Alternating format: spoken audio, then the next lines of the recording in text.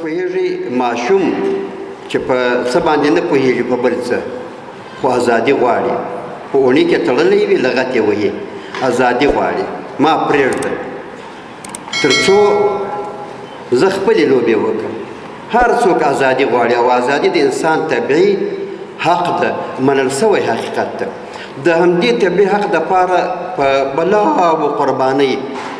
سلسله را روانه ده او د انسانیت دا تقاضا ده کومه ورځ چې لوی خدای جل جلاله بعضکم لبعض عدو ولکم فی الارض مستقر ومتاع الی حین حکم ورته وفرمایه ځئ مځکې ته کښته سئ په در روضه جنت بدوږم دوم بفروخت من چې را باغ جنت را بجوې نه فروشم نو پلار مې په دوه غنمو باندې جنت ورکوي نو زه به ولې په وربشه باندې نه خرڅوم نو ما او تا به ولې نه سره اخته کېږو کله چې د آدم علیه السلام یوه زوی بل مړ کوي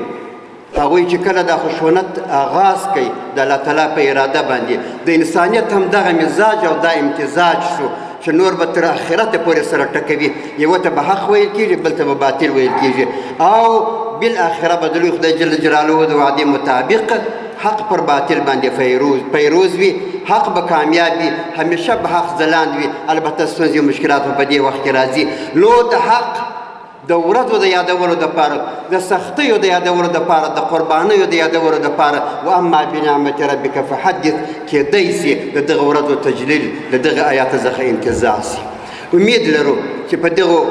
ورځو کې به موږ تاسې حسن عبادت وکړی سو د ولس خدمت ته به نور متوجه سو او دا ورځې به د تکبر او د غرور او د دې سبب نه کړو چې په هغې کې فحشا او منکر وسي لکه څرنګه چې د اسلامي امارت اسلامي افغانستان حکم هم همداسې ده تاسې وینئ په نورو وطنونو کې چې کله د خپلواکۍ ورځې لمانځلې کېږي په هغه ځای کې ډول او ډمامې او همداره سروزونه او موسیقي او نورې بلاوې وي اسلامي امارت حکم وکړي چې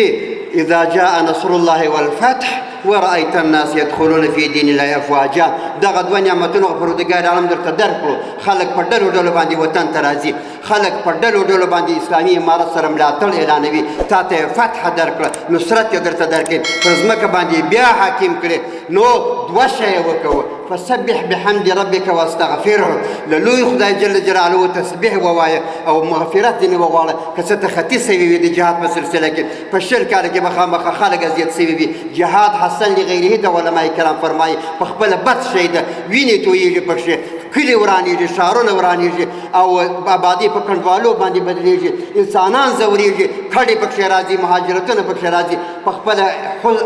ښه کار نه ده اما د دې وجې څخه چې اعلا د کلمت الله راځي مسلمانان برلاسي کېږي د مسلمانانو دپاره د پیروزۍ د سخرویي سبب کېږي نو